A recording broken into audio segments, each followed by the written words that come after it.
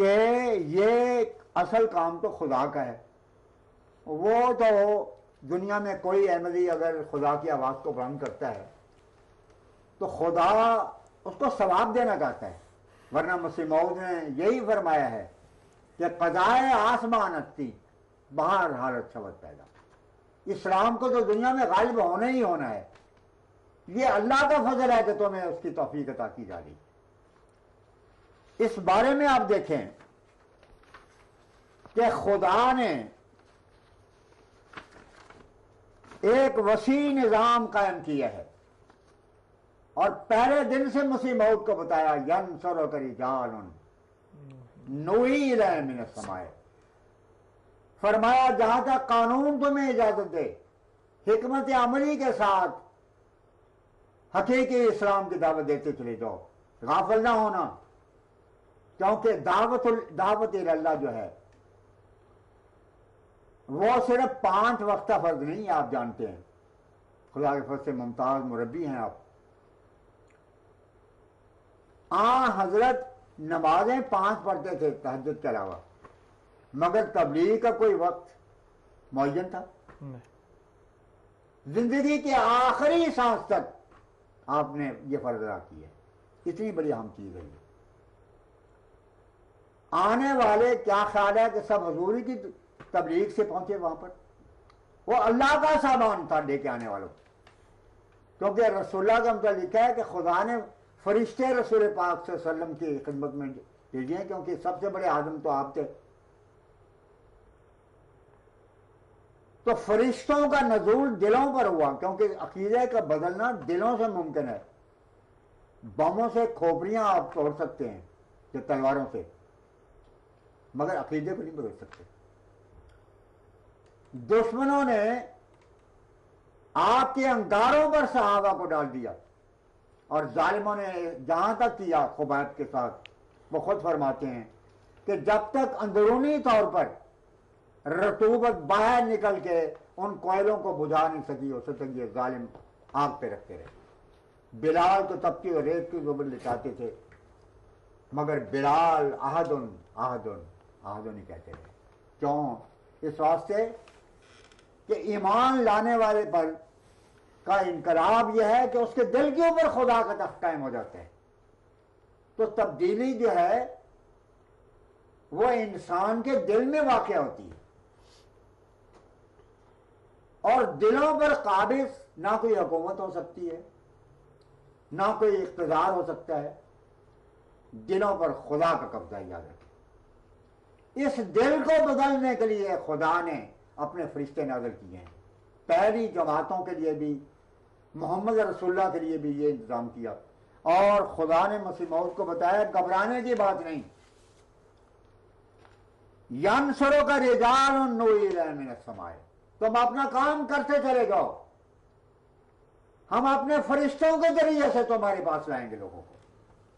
اب آپ اگر احمدیت کی تاریخ کو پڑھیں، یہ میرے پاس بشارات رحمانیہ استاد المحترم حضرت مولانا عبدالرحمان صاحب مبشر کے یہ ایک عظیم الشان اور بلند پایا کتاب ہے. یہ جوبلی کے ساتھ شائع تھی قادیان میں، یہاں دوبارہ جبھی اضافوں کے ساتھ. نام اس کا ہے بشارات رحمانیہ. اس میں بہت ہی عظیم الشان واقعات بیان کیے گئے ہیں کہ بزرگوں کو قادیان کا نقشہ دکھا دیا گیا، مسیح موعود کی شکل دکھا دی گئی. یہاں آئے تبلیغ کی، کسی نے تبلیغ نہیں کی اور آتے ہی حاضر ہوئے کہ حضور میں آپ کی بیعت کرنا چاہتا ہوں. ایک دلچسپ ترین واقعہ اس میں یہ بھی ہے جو میں صرف ایک نمونہ تو بیان کرنا چاہتا ہوں، اور وہ ہدایت کا دینے کا ایک حیرت انگیز آسمانی طریقہ جو کہ جس کی ایک واحد مثال جماعت کی تاریخ میں ملتی ہے. میرا خیال ہے یہ لال و جوار کی جو اقساط ہیں ان میں بھی یہ بیان کیا تھا.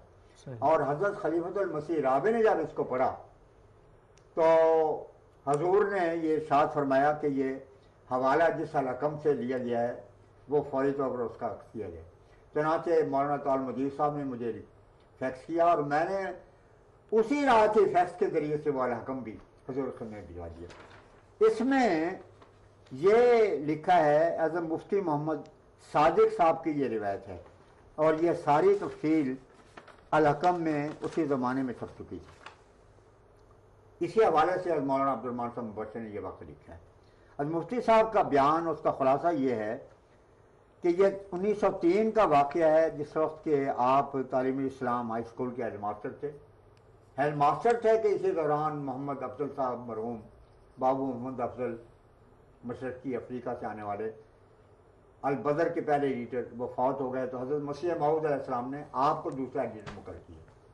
پہلے البدر نام تھا، پھر آپ کے زمانے سے جو شروع ہوا وہ بدر کے نام سے شروع ہوا۔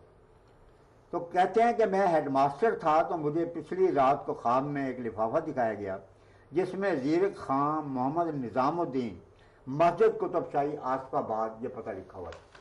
میں جب بیدار ہوا اور سٹاف میں تذکرہ کیا تو سب نے کہا کہ اس نام پر کوئی کارڈ لکھا جائے۔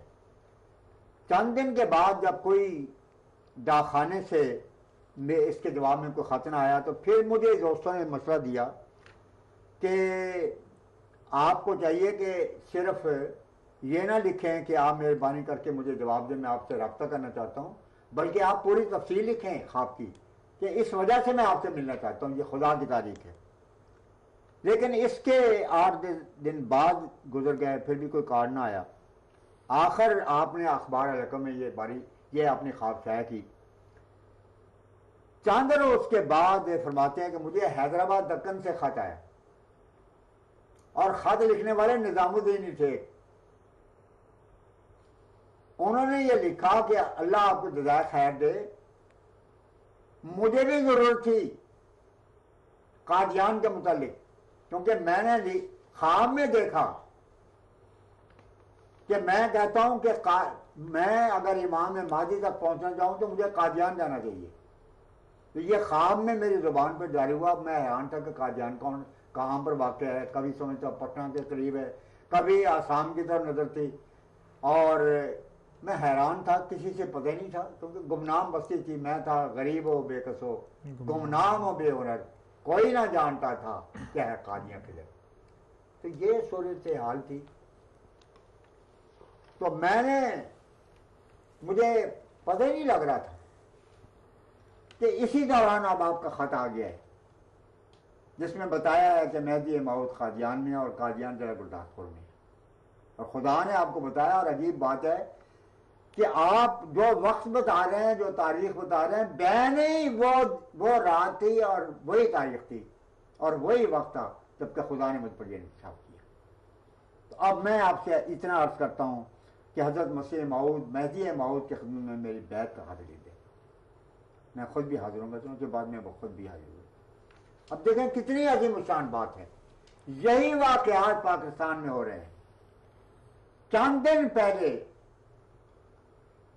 ایک مشہور شہر سے 2 نوجوان ایک احمدی دوست کے ساتھ ہے، اور انہوں نے یہ بتایا کہ ہم دونوں بھائی ہیں، ایک ہی قسم کا کاروبار کرتے ہیں، بہت بڑا کاروبار ہے ان کا، اور اللہ تعالیٰ کے فضل سے کھاتے پیتے خاندان سے ان کا تعلق ہے، مذہبی خیالات رکھنے والے جماعت سے ان کا تعلق ہے۔